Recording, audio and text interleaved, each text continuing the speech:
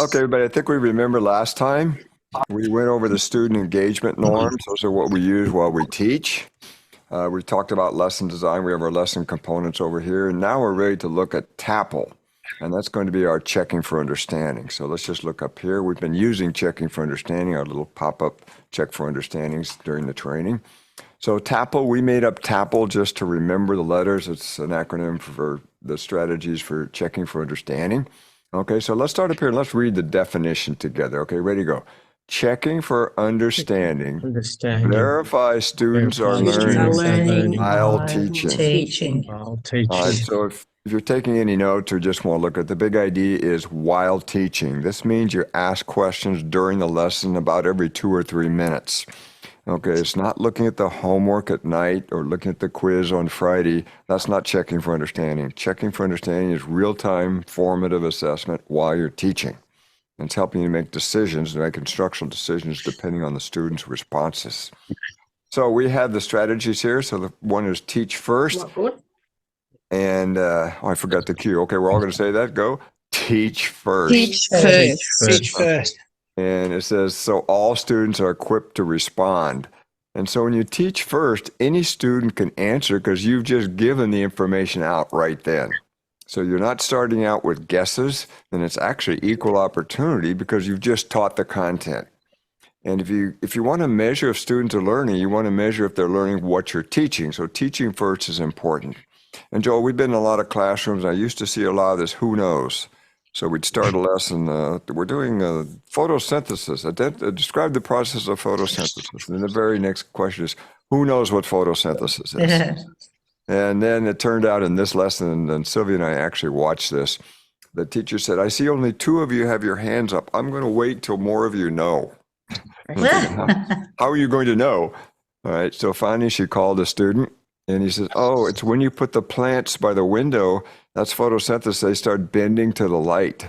And that's not that's actually called phototropism, I think. And photosynthesis, remember, sunlight, it's CO2, and we make starches and give off carbon dioxide and water. So anyway, it's the process that all plants use. Anyway, the funny part was at the end of the lesson, the teacher taught the whole lesson and said, now, students, what's photosynthesis? She called a student, and what came out? Plants bending to light. And the students remembered that wrong answer. And you remember that prime learning time? You remember what you hear early on and what you hear at the end? It was part of our brain research. And so the students that kind of went in their brain. So anyway, we don't want to start as a guessing game where some students are making guesses at the end. Don't activate prior knowledge by making a guessing game of the new vocabulary. If you want to talk about activate prior knowledge for a minute, you activate the idea, but not the actual word itself. Don't actually activate the vocabulary word, activate the idea. And so students, I've told you 1,000,000 times to be quiet. I could say, student, what do you think that means? Oh, you want us to be quiet and you're trying to make it sound like you've done it a lot of times. Yeah. Students, there's a name for that. It's called hyperbole. So attach the label afterwards. Activate the idea, but don't start with who knows what hyperbole is or who knows what a simile is. All right. So we want to measure in real time and not background knowledge. We don't want guesses, or we're not going to use that who knows anymore. Okay. All right. So now let's read number 2. And I think we can read it. Well, I'll just read it for you. Ask a question specific to what you just taught. Now, I said, okay, this is obvious. And this is what you'll see in the classroom. Does everybody understand what a noun is? Does anybody have any questions? Does anybody want me to work another problem? Okay, that's asking your opinion of whether you understand. So don't ask students' opinion. Do I need to do another one? And one time Sylvia was in the class and the teacher said, do I need to work another problem? And all the first graders, year ones, go, no. And Sylvia's held up a whiteboard, yes. I think you need to do another one. So don't ask opinions. Okay, what you're asking is a real question. So what is a noun? Who's the character in the first paragraph? How did I identify the character? How did you do it, or something like that? So make sure we've asked a specific question about what we just taught. Now, in concept development, usually there's some ways to do concept development questions. And usually we're comparing an example to a non-example. Why is blank a character? So we've decided a character is what? A person in a story who talks and does something. So you say, so who's the character? Is it Cinderella or the castle? Okay, so oh no, it's Cinderella. So you're usually not an example, and an example is a good way to do it. Which is an example of a noun? Why is blank a noun? Why is blank not a noun? How does the two compare? Give me an example of a noun. And suppose you're doing something like a triangle. Draw me a triangle. Draw me a square. Draw me a rectangle, parallelogram or something. So which of the following is a parallelogram? And you can draw two things. So you're usually comparing an example to a non-example, example to a non-example. Okay. And then sometimes we use that reverse logic. Why is something not an example? And I've just got one example open right here, Joel. I think we could do this one right now. Here's my noun one. So the noun, we're chunking it, we're teaching the person, then in a second we'll do the place and we'll do the thing. So in this case, we're just asking the students to remember noun is a person. We've got examples here. Why is John a noun? Explain. It's a noun because what? It names a person. So in these cases, we're asking kids to justify an example that we already have. So now I think let's just practice. Do you all have whiteboards or paper? Yeah. Okay. Can you just write down one thing you teach? For example, I'll give you some examples. You can use character, rectangle, triangle, setting, fraction could be one, whole number. What could be another one? Integer, just as a number between 1 and 9, I think the basic numbers. Okay, so write down the name of something you teach. Just you've written one word on there. Now write me a checking for understanding question using this right here. Okay. So I give two examples. I give 6 and I give 1/4. So students, which one of these is a fraction, 6 or 1/4? Okay, that would be my question. So I want you to do the same thing right now. Just put something you're teaching, a one word, a concept, and then just write down something that's comparing an example to a non-example. If it's geometric shapes, it can be two drawings. And if it's something else, just to be 2 words to compare. So I'll give you a second to do that. Okay. So they're writing their answers on the whiteboard or scratch paper, right, John? Yeah. Okay. Just something you can hold up. If it's a whiteboard, you've got it, or just paper. Okay, I think I see a few. John, say whiteboards up so they can see. Okay, Carrie, can you give me your example? Can you just write A or B on them so the students can use their whiteboards to write A or B? So if you're using examples, unless it's an example like which is a fraction, they can actually write the fraction, but if something else, just put an A or B so they can compare. Okay, Carrie, can you explain yours? Read it and explain it. Yes, we've been learning about half, and so we understand that half is one of 2 equal parts. So I would ask, is this an example of half, this one here? And then I would say, is this an example of half and why? Okay, and then we would use our sentence frame, blank, A or B is half because, right? Okay, let's see somebody else. Carly, can you read yours? Which word is an adverb? A, quickly, or B, run? Children, which is an example, A or B? Can you put that in a sentence? Okay. Such and such is an adverb because. I think we better write our sentence frame. Can you write your sentence frame right now? I've been cueing you, but let's see if we can have a written one. So add your sentence frame in the bottom. Blank is an adverb because, and you just put because ...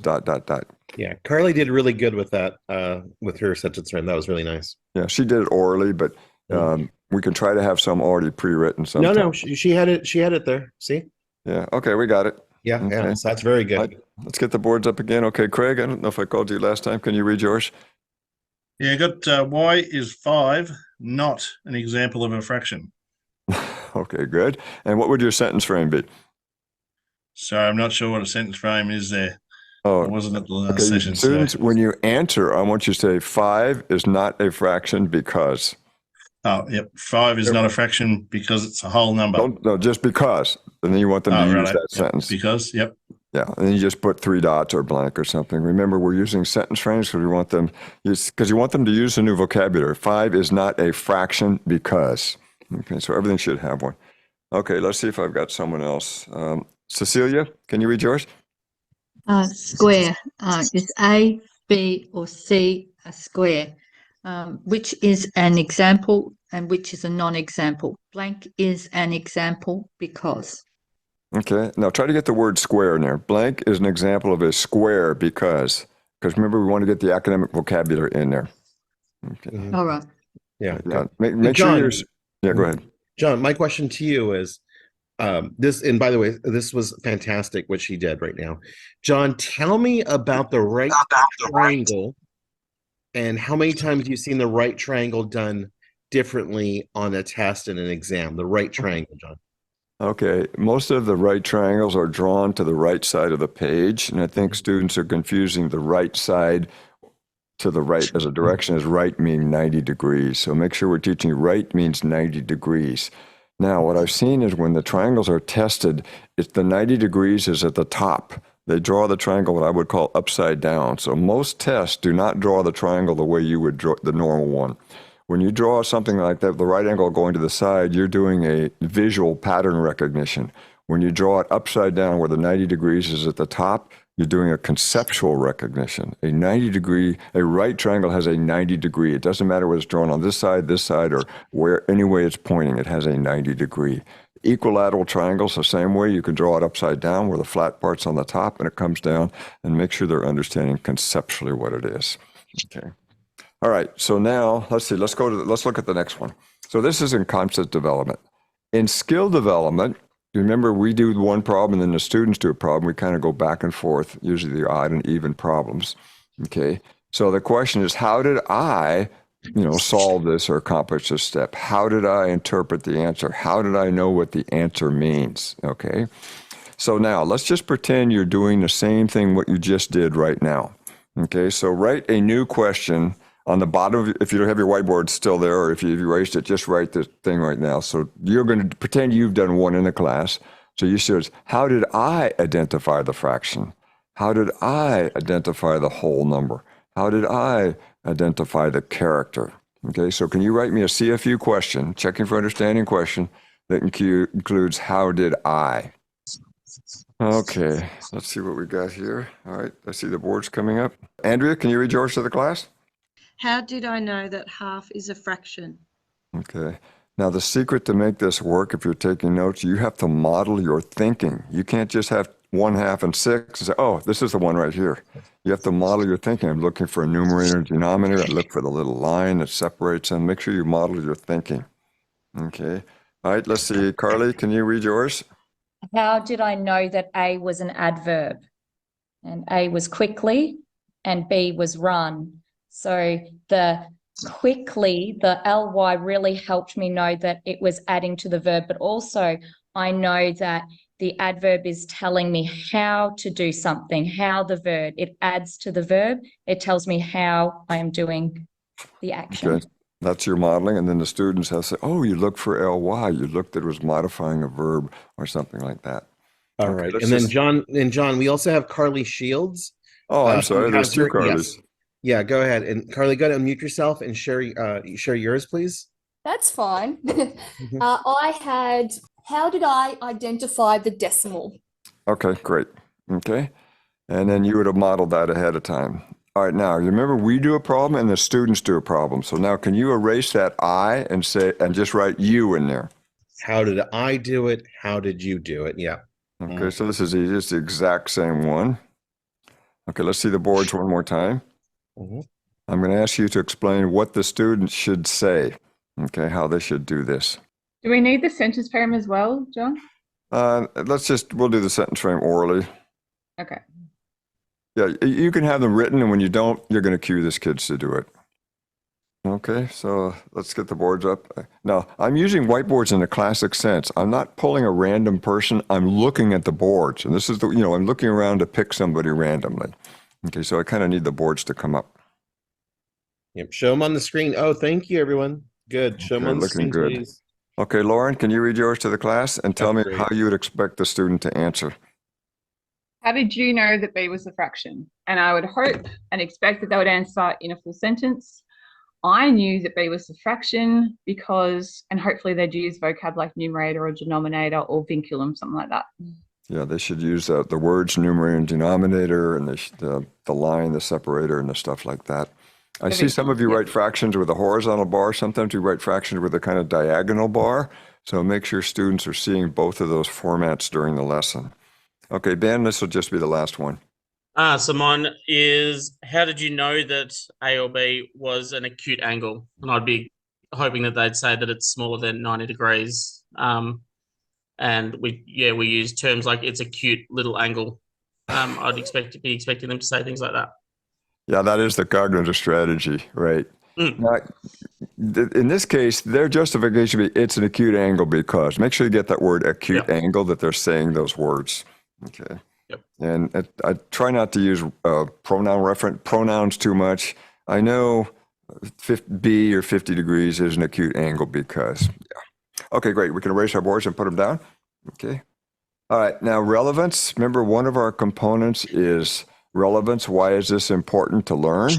Okay. So usually we give a couple of reasons.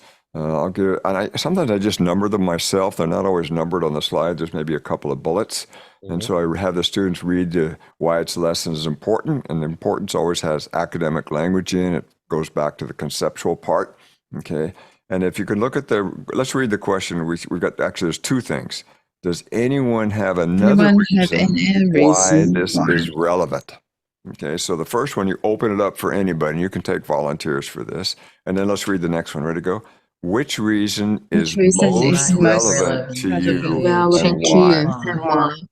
Okay, so the most relevant makes it a very high order question. You have to make a judgment. If you just give two reasons and they read them, they give you one, they're just reading it back right off the page. So when they have to justify it, they have to add some personal why they think is important or not. And I'll give you the three things for relevance right here. I may have said them before. It's personal. You can write it down. Personal. For some reason, it's personal to them. Kids, time.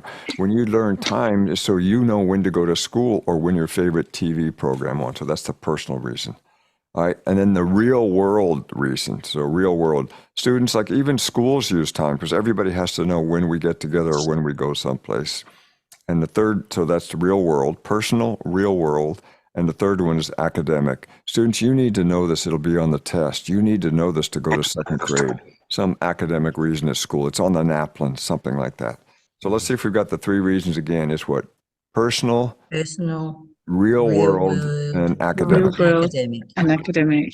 Now, you don't need to do all three of them. If you're in kindy or year one, maybe you just give one reason or two. And then the older students by year 5 and 6, you can come up with 2 or 3.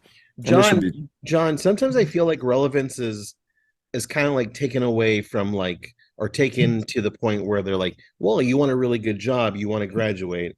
It's kind of what I feel is relevance is always kind of like a shortcut to. What are your thoughts on that? Is that okay to say at this young age, or what do we do there? Well, in high school, I say every importance should be career related. Every single lesson. You need this to be whatever career you want to pick. I'm not sure. Is your highest year 6? Yes. Yeah. Okay. I don't know if anyone's thinking about a career at year 6, but That's right. you don't have to say to yourself, oh, if you want to be an astronaut, you need to know how to solve these equations or something like that. So it can be done in a general sense. But in older students, it's very specific. Tied to, at least one of them has to be a career every time. It's interesting to hear students say how they're thinking of the future, and this could help them do something. Even you could say, oh, if you want to be a teacher, you have to know what a noun is. And a lot of kids say, oh, yeah, I want to be a teacher. All right. So I think we've looked at a couple of these questions here. And so this is how we ask the question. And you've seen in my lessons, usually I have them pre-written, and I have the sentence frame pre-written. But if you don't have one, you can just do a question off the top of your head. All right. So the next one is, let's just read our 2 words. Ready? Pair share. And I think we already know the pair share. We've been doing this for the whole training, and we know when we have the sentence frame. And we remember from the research, we want the students to do processing and thinking, and that remember all the brain activity to help them learn. So the pair share is actually helping them learn because they're having to talk about it and they're listening to it from some other people. Okay. So I think we know about the sentence frame. We've used this a lot. All right, let's go on to the next one. To pick a non-volunteer, we've been doing this during the practice. I'm just picking them off the screens for whiteboards because I'm looking at the responses and I'm making strategic ones. And we can use our popsicle sticks or something else to randomize. You need a randomizing system. I have one on my iPhone and my iPad. I've got randomizers that generate random numbers. There's applications you can do on the screen. It'll pop a student name up and stuff. And do it fast. Don't have it spin for 5 minutes and then a name comes up. It's it kind of slows down the lesson. Okay, so in generally, we're picking non-volunteers to measure for everyone's learning. So we're not just picking the hand raisers. And after a while, as you say, students, don't raise your hand because I'm just going to pick somebody randomly. And they know that that's the system we're going to do. John, I know I kind of challenged you maybe about a month ago when we did one of our first meetings, but I want to go make sure that everyone has an understanding of this. John, I'm going to have to say, if I'm a teacher and you're coming into my classroom, John, and I know for a fact I have 2 or 3 students with high levels of anxiety because they've told me. What are some of your thoughts? What are some of your ideas on how you sort of tackle that head on? Okay, so I'll give you a couple ones right here. If you've got some really struggling students, call them as a second or third student. Let them hear the answer a couple of times. I call that fake the stick. When you pull the stick out, the students, if you're using the sticks, they really don't know what stick you pulled up. You can really pull anybody in the classroom. So I do that, or sometimes don't use your randomizer. Call a couple of students, and then just go ahead and just point to someone, a struggling student, and they've pair shared, they've heard a couple of students, and let them respond. Now, I'll tell you, does everyone know what Down syndrome is? I think you know what that is. Okay, I had a student with Down syndrome in my classroom. She had a full-time aide, and they were just kind of wasting time doodling on the whiteboards. And I said, look, I went to the aide, I said, you help her come up with the answer. Every time I give a question, do the pair share. You show her the text, help her find, and kind of cue her where to look and do it. I'm telling you, within 2 minutes later, or a couple of minutes later, the whiteboards came up and she had the correct answer. I just went and called her. I mean, forget the sticks. I wanted her to give the answer and have a successful one. And she was so proud. She was smiling and she had oh, that's the right answer. Give her a little round of applause. I don't think she'd ever been asked a question in school, ever, much less had the correct answer. So this is something we do all the time. We have special needs students. And the teacher says, oh, when we do a demo lesson, oh, don't call them. We never call these students. I said, just give me the sticks. I'm going to call everybody. And say, oh, I can't believe these people answered questions. The first time they ever answered a question. So I think the sticks will work. And you can make these little strategic moves of who you call. And then we'll have some strategies. The whole last part of this will be about strategies when people don't have the answers, what we're going to do. All right, let's just do the last thing on our whiteboards. You just write one word on your whiteboard, how you're going to randomize your students. Okay. Everybody's writing that on their whiteboard really quick, light. Okay. Popsicle sticks is one. You can number the desks. Usually for students, the names is the best.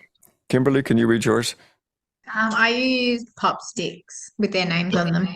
Yeah, I think that's the typical one almost everybody's using. I see sticks in all of them. I had the little app, but the sticks work well. Okay, here's a couple things on the stick. After you call the students, don't lay the sticks aside, because the students know it's 25, before their number gets called again, because you're going to go through the whole class, until you run out. Just put the stick back in and then stir it. And within a day or two, you'll call the same person twice in a row. And wait, I just answered. And you're going to say, well, you have to be ready anytime. Okay, so the students know that even if they've been called, then they need to be ready. They could be called again. Now, I do myself, if I pull the same person too many times, I just I call another one because I'm getting the same person just by random. If it happens too often, but once in a while, it's good to keep all the students thinking. All right, let's go on to the next one. Let's read the purple part. Ready, go. Listen to students' responses so you can make real-time instructional decisions. Okay, so these are the decisions you're trying to make. Do I need this? Usually we use it to slow down because the students are not with us, but we can also use it to speed up. When you've done the second or third math problem and you're getting 100% on the whiteboards, then you can pick the lesson up. You don't need to check every single step. When you see maybe the third or fourth is 100%, you can just say, boards down, let's just do another one, and then call someone maybe for the next one. So be ready to use this to speed up. Usually we use it to slow down. And reteach often is what we do. We realize we need to go back and reteach. Okay, we know a rule of teaching to 80%. And of course, 80% means when the boards come up, you just kind of make a visual look around and make sure almost everybody's with you. When we're pulling sticks, we want at least 2 in a row and maybe 3. But if we have 2 kids not know it, or 3 for sure not know it randomly, that's the cue to reteach when we're pulling 6. 2 or 3 students in a row can't do it. John, I'm going to interrupt you for a second. You know, John, what do you do when you see like students changing their answer on their whiteboards? Like they're kind of erasing it, they're kind of being, you know, their A is turning into a B. What do you do for that, John? I think you remember last time we said, students, it's okay to change your answer if you realize you made a mistake, mainly because students will try to defend the wrong answer. So there's 2 things happening. As questions are going around the room and you're calling students, they realize they made a mistake and they're changing it because they've had that aha moment. The other one is students are changing just because they're copying the other answers from the other students. So generally, the students who erase and change their answer, you're watching, and they should be part of the students you call. The ones who change their answer, do you want them to justify they do it? The ones you think they're copying, they still have to be able to explain and justify their answer. So that little phrase, it's okay to change your answer. Joel, I've had many students try to defend a wrong answer when they knew it was the wrong answer. They're embarrassed. They're hiding their answer. They're turning the board over. They're putting their hand over it because they know it's wrong. I said, just change your answer. It's okay if you realize you made a mistake. So we can do that. All right. So we know we're going to teach to 80%. This is our rule. Then we're going to, listen and give corrective feedback. Listen also include look. When you do whiteboards, you're looking at the answers. Okay. So you're making a judgment call here. So we're going to 80% when it's with whiteboards, and then if we have 2 students in a row, we don't have 80%. We need to reteach. All right, now remember we said our rule is whole class to 80% and reteach, but we're not going to reteach the whole class for every single student. We're going to switch to corrective feedback. We're going to give feedback. So let's look right here. Okay. So effective feedback to generate 100%. So we have several things we need to look at. The first, can we distinguish between everyone being confused and just a couple of students being confused? So you can't always do this, but you can get a feel after you do this a while. I need to reteach everybody, or your students. If you have a struggling student, more is just to give feedback to that one individual student. So anyway, we're always going to ask the higher order question to the higher class, to the whole class, and then we're going to differentiate what we accept as a response or the cueing and prompt that we give. So don't drop the question down initially. Keep the question up there, and then we'll modify it a little bit.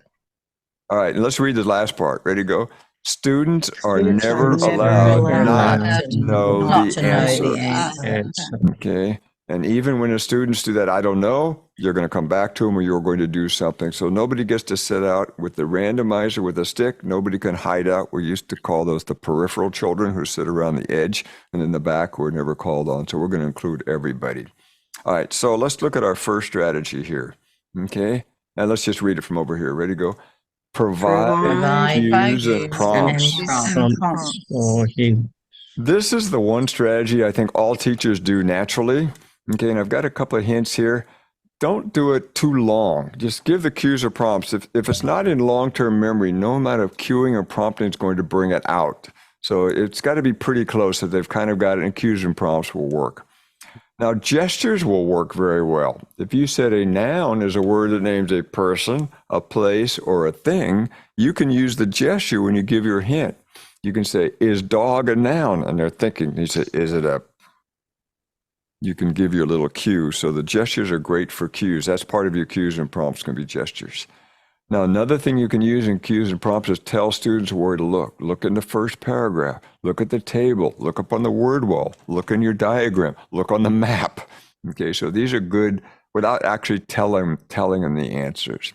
Now, when you work your problem, you should model using the resources. Let me ask you, do you have some students who do not know the multiplication facts?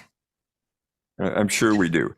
Do you have the multiplication facts taped to the desk? Okay, you should have them out there. Okay, they should be out there because the students who do not know them, they need a resource to look at. Okay, and actually they're learning it as they start looking it up and start using it just as a side effect they're actually learning it from.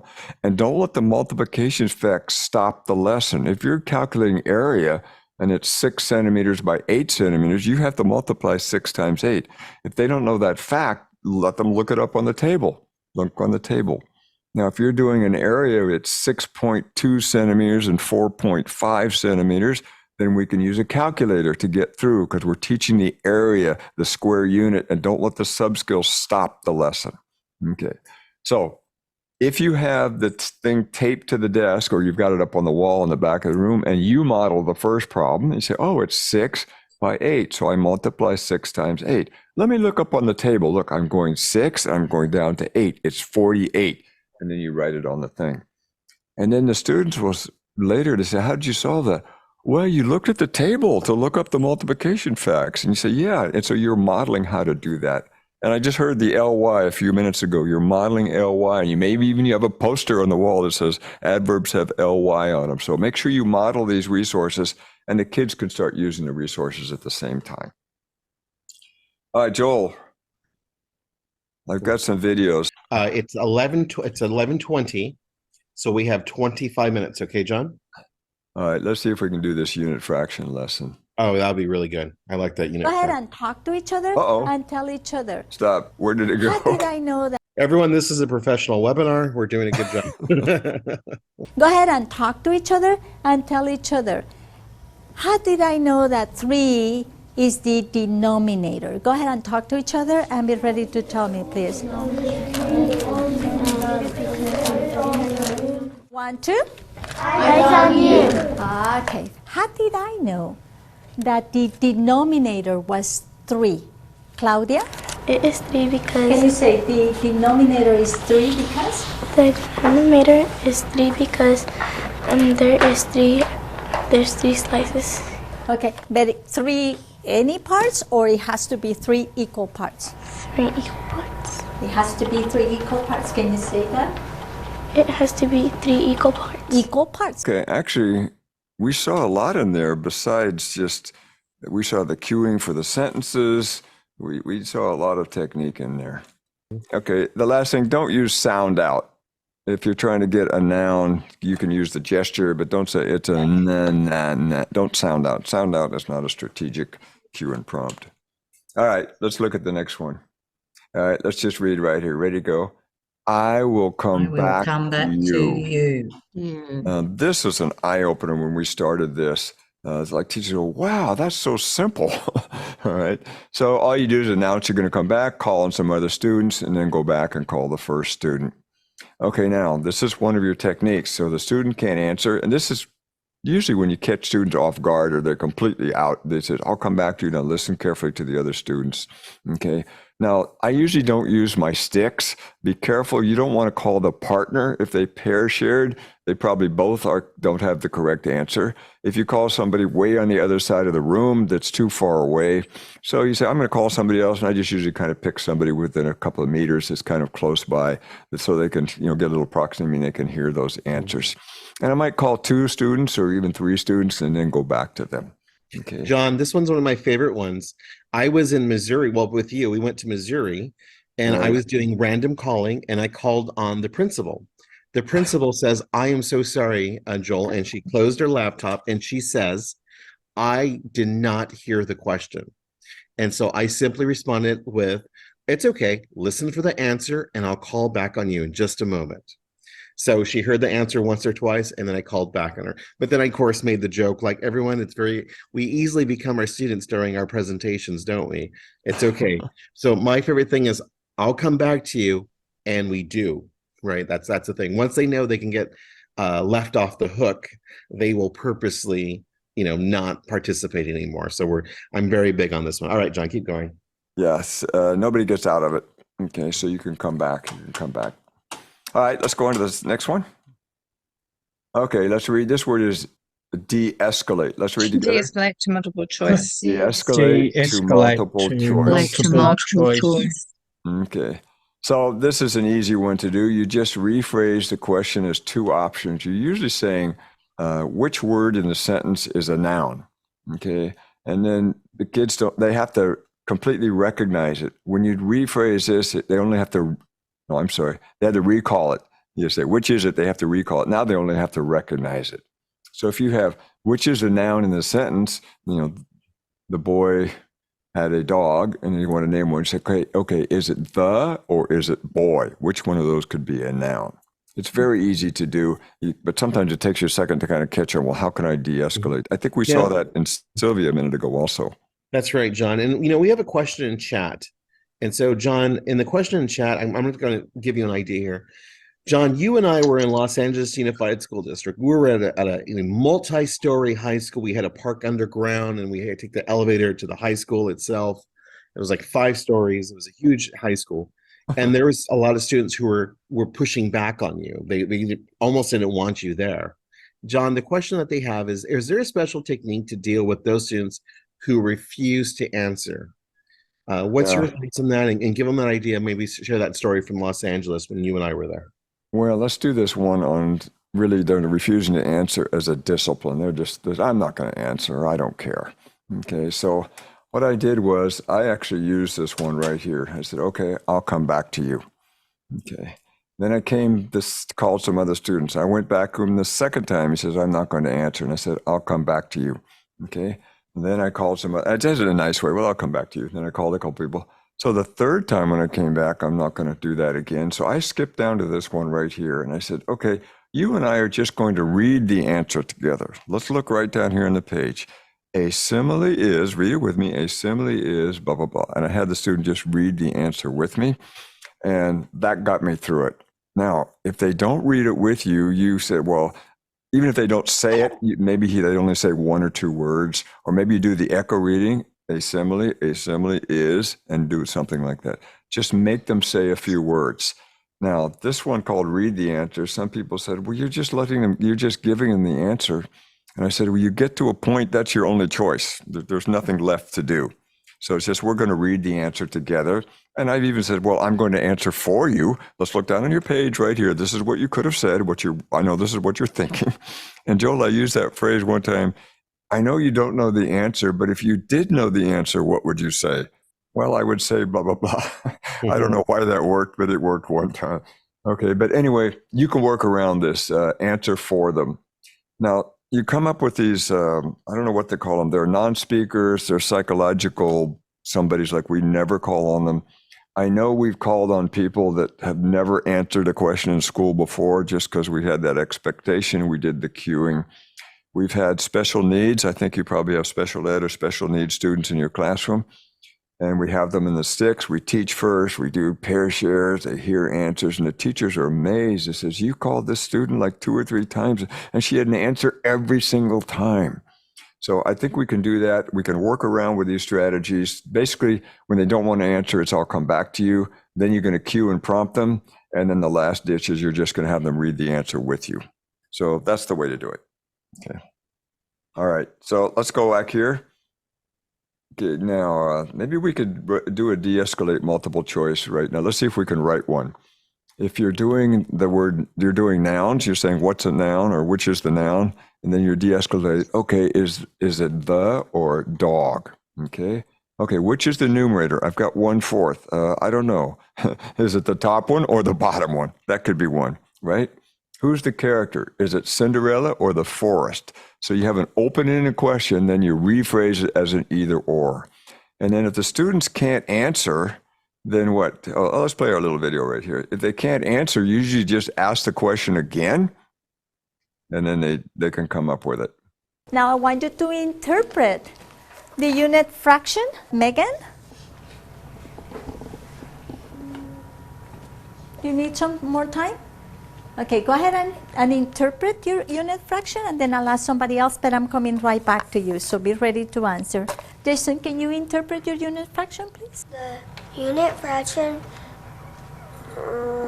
Okay, you know something? We're going to read this word together one more time. Represents. Let's read it one more time, please. Represents. One more time.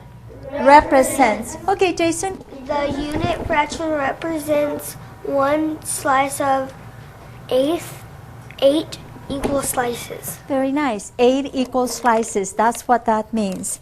Okay, one more person. And Daisy? The unit fraction represents 1 slice of 8 equal parts. Is it parts in this case, or should we call it slices? Slices. Okay, so can you read the last 2 words for me, please? Equal slices. Yeah, because we're talking about the pizza. You know, in mathematics, sometimes we talk about parts because we're talking about a circle, but in this case, we're talking about equal parts of a pizza, so there's slices. Megan, are you ready to interpret? The unit fraction represents one slice of 8 equal slices. Of 8 equal slices. Very nice. I think you're seeing a lot of technique. I like these videos because these are kind of real world. They don't always work as easy as you think. And that student couldn't read the word represent. That should have been one of the words we pre-pronounced someplace. Represent stands for. We taught the word and we pronounced it. So there's a difference. See, now Sylvia very quickly figured out his error was a reading word. It wasn't really the conceptual part of the unit fraction. It was reading this word. So part of that is where are there errors? Is it like a language error of a word or a definition, or is it actually a conceptual error? So you saw her go back. We did the cueing. We did a lot of it. So we did see a lot of techniques in there. All right, so I think we're going to go on from there. Let's just read number 4. Let's read it. Go. Explain your thinking. Explain your thinking. Now, remember, we always have the students justify their answers. So when we, especially this is easy on whiteboards, you've called a couple of correct answers, you see a different answer, you say, oh, so-and-so, I see you have a different answer. Can you explain your thinking, how you got your answer? And this is your goal. You want the students to self-correct. Well, I did. Oh, wait, I counted it wrong. Oh, I worked the wrong problem. Oh, wait, I mixed up the numerator and the denominator. So get this. Now, the other thing is you can uncover misunderstandings. So if students start saying something, you hear other ones do it, you might realize they misunderstood something you said and you need to fix that. Now, careless responses, just move on. They made a slip, just correct them. A math fact error, just correct them and move on. Don't spend a lot of time doing that. All right, let's look at the next one. Ready, go. Read the answer. The answer. So this is one, like I just gave you this example a few minutes ago. Just have the student read the answer. You can read it with them, echo read it. This is your last ditch. And it can be used for classroom management for someone who doesn't want to answer. And it can also be your very struggling students. If they can't come up with anything, you're just going to have them say it after you or read it after you. They can either say it after you or read it after you. And remember a minute ago, some people said, we're just giving them the answer. I said, you've run out. There's nothing left to do, the cues and prompts and all these things. This is the last ditch. And at least they said the content correctly one time. They said, oh, John is a noun because it names a person. Even if they just say it after you, they did get a repetition, or actually 2 repetitions if you say it and they echo it after you. Okay, so this is a good one. All right, let's look at the next one. All right, ready, go. 2 wrong answers. Reteach. The entire class. Oh, Okay. sorry. So this is your cue, and Emily, I know you're the lead teacher, and I don't see the principal here today, but we do a lot of coaching in the classroom. And when the teachers, oh, there you are. Here he is, right next to you. Okay. Both of you need to know this now. When you're going in the classroom to cue teachers, you're queuing, pair share, complete sentence, you're queuing for things like that. And sometimes the teachers get frustrated when they have the wrong answer. They just keep calling more and more students. They're searching for the answer. And the cue there as an observer is what, just go back and reteach. And I've done it. Teachers say, what do you mean? Just reteach the whole thing. Don't call anybody else. Reteach. So then they go, just teach it again. Okay, so 2 wrong answers in a row. And it also means you're de-escalating for every student. You're cueing and prompting for every student. So you need to have that idea sometimes stop and reteach. And less than 80% correct on the whiteboards also. And then after you've done your reteach, make sure you go back and include some of those students. When we first started EDI, we did not have these. And I had a video of Sylvia. She just got stuck. She was reteaching the whole class. And so then we got this. We need to have some effective strategies. All right, let's look at the next one. Let's read it. Ready, go. Pair share again. Share again. Okay, so only use this when the class is pretty close. If everyone is confused, the pair share won't work. You don't have enough knowledge in the class that the pair share will help. So this is when you're pretty close. And I think I've used it. I think we saw a little bit in that video a second ago. We can use it to practice your sentences and your justification. So if students are getting the right answer, but they can't quite justify, you're queuing too much for the complete sentence. You say, students, remember what we're going to say? Blank is a noun because, and be ready to justify. So let's pair share one more time and be ready to do this. So pair share again will work when you're close, and especially for the sentence frame. All right, so I think we've got all of these, and I think here's our one right here. Okay, so let's just get your whiteboards right now and write down 1 or 2 of these You can pick any one. Mhm. And which strategy, right here, which strategy will be useful in your classroom? It should be which effective feedback strategy will be useful in your classroom. Okay, so write a couple on your whiteboards. And then I'm going to ask you the effective feedback strategy I will use is, and then be able to justify why. And in the real classroom, we'd be doing pair shares. We're not doing pair shares because we don't have enough partners. We're not actually done in partners. Mhm. Okay, the effective feedback strategy I'll use. Okay, I'm going to tell the principal, I'm going to call you at the end, and you can add some kind of thoughts you've got, like the whole school or something you think might be useful. Okay, boards up so I can see. I see the Joe and Caitlin. Is Joe in that group? Yep. So I'll come back to you, sorry, and de-escalate into multiple choice. Okay, why did you select those? I think I have used the I'll come back to you and it has been successful. I haven't tried the de-escalate into multiple choice yet. Yeah, I'll come back to you is a good one. It's most teachers have not thought of that one, but once you think it, say, oh my gosh, that's so simple, I can do that. Okay, how about Lauren? Can you explain yours? I had explain your thinking because the child may have a creative and thoughtful explanation that I hadn't considered, and it would make a good discussion. Yeah, so justify your answer, explain your thinking. How do you know that's correct? And we try to, that's part of our normal strategy now in our sentence frame to justify it, but especially when we see wrong answers on whiteboards, we can ask students to explain theirs. Okay, David, I haven't called on you, so let's see if you've got one. Okay, the effective feedback strategy I would use is 2 wrong answers, reteach, because the knowledge just isn't in the room yet, and revisit it. Yeah, you've got to do it. And the principal needs to see this, or you need to know this. When you go in a classroom, the teachers want to look good, and they tend to either skip asking questions or they don't want to reteach because they think it makes them look bad. Now that we have a new strategy that we're going to reteach when we get wrong answers, your feedback should be you made a good instructional decision. You saw your students didn't know, and you stopped and retaught. And then usually you go to 100% very quickly. So observers need to have this idea that we don't criticize teachers for kind of trying to not ever have wrong answers. We're making decisions. Okay, the principal now, can you give me a thought here? Something you'd like to see school-wide or something you think might work for corrective feedback? I had explain your thinking. Okay. Just having students being able to articulate their understanding. Yeah, explain your thinking is a good one. And then as observers, we can cue kids. And then once we get that, and we've got the sentence frame to do it, but explain your thinking can even take all of it to a new level. All right, John, we need to start wrapping it up now. Let's teach something. Let's start right here. We're doing nouns. Let's pretend I've already done the objective. Okay, this is a very young age. Okay, students, we have a sentence up here. I'm going to read, all eyes up here. Now, remember, we should be reading very slowly for year 1. It's about 60 words a minute. A noun names a person, place, or a thing. For class, let's all read it together. Ready? Read. A noun names a person, place, or a thing. So remember, kindy in year 1, pre-read everything. For older students, you can make a judgment call. We're going to pre-do it. So students, now, this is what we do, the track reading, then we elaborate using the examples as the teacher. So students, we said a noun names a person. So here's an example of a person. This first one is teacher. Can you say teacher? Teacher. So I don't mean the teacher is a noun. The word teacher is a noun. It names a person. This word is Sam. Can we all say that? Sam. So Sam is a noun because what? It's a word that names a person. Now let's look. We have the teacher in a sentence. I'll read the sentence. The teacher smiled. The teacher smiled. Okay, now I've got a checking for understanding question.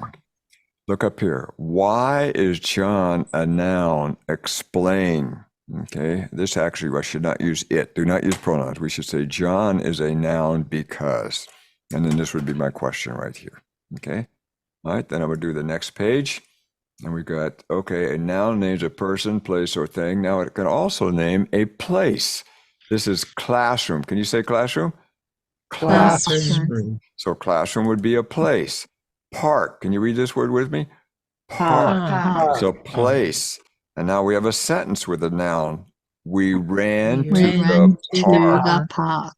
Okay. Now you can ad lib. There's some other ones too. It could be classroom, park, school. So you can add a few others. And then up here, we would do this one right here. We have our checking for understanding questions. I think, Joel, that's it. I think, Principal, do we have a minute? We can go over just a final wrap up. Yep, that won't be a problem. Let's just put together a couple sentences that what you learned all together, checking for understanding, tapple, engagement norms, corrective feedback, a couple things you've taken out of, anything you've taken out of the whole training, the lesson components, the sentence frames, just anything you've taken out of that you can put to use. And the principal will get the last word. Okay, I see some of the boards coming up. If you can put your boards up to show me you've got your answers. I'm going to let the principal, can you unmute and call some people and let them report directly to you? I will use blank because. I'll start with Gabby. Started using A and B floor partners. I will use partners at the tables, but I started doing them at the floor.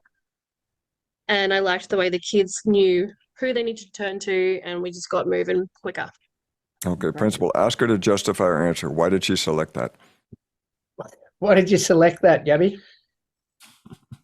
There was a lot of kind of little arguments on the floor about who they were going to talk to. So it stopped that really quickly, and it made my life a little easier and theirs as well. Yeah, it's great classroom management. Okay, principal, call a couple more. Brittany, you've got your board right up there in front of the camera. Thanks. Okay, you're not going to believe it. I had the same one as Gabby.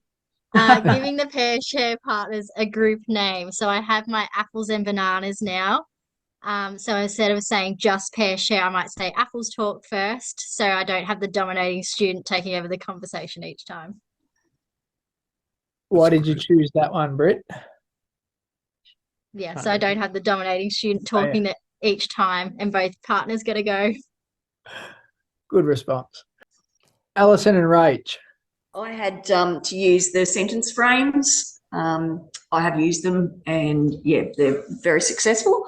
And another thing is that relating to the learning to personal, real world or academic situations, I thought was a really interesting way of looking at things too. Something I took away from today. And I said using the pair shares, and I change my groups every day that the children work with, which is some of their feedback from the Pivot survey. And it just gives them a chance to discuss the answer before they have to share the answer. And I also have been trying, I'll come back to you. And I do that because sometimes you ask someone a cold call and they sit there, and it gives them a chance to know that they'll be asked again to answer the question. Okay, principal, can you summarize now a couple things you would see and you'd like to see school-wide, and some things you think would really help? I think the 4 charts, or the 3 charts that are up there, if we can work towards embedding some of them in the last term of the year, ready for 2023. Sorry, 2024. Yeah, sorry about that. We're nearly done. Yeah, the checking for understanding and the student engagement, just to try and get some of those kids that were having some difficulties with back into being familiar in the learning environment through having them take part and re-engaging with their learning. Yeah, you know, I think of the student engagement. I used to think of that as engagement, but it's all academic, isn't it? Tracked reading, pronouncing words, pair sharing. It's pure listening and speaking. You're teaching reading, and you're using reading in every lesson, even though you're not teaching even math or anything you're teaching. I'll just give my final wrap up here. I think we all know the strategies. The hard part is remembering to use them.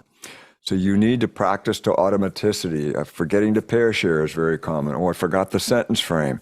Which strategy am I going to use? So you have to do these strategies as an adult, as a teacher, till they're just automatic and you don't even have to think about it. You hear me cueing you to give the complete sentence. I don't have to think about that. So right now we've got all the information. We just need to practice till we can do it without even thinking about it. Okay, I think we've got it. Joel, I think we're done. All right, everyone. Thank you so much for joining us. I hope everyone has a good night. John, I'm going to go stay on a little bit later and hang out with the leadership here and talk about a visit possibly.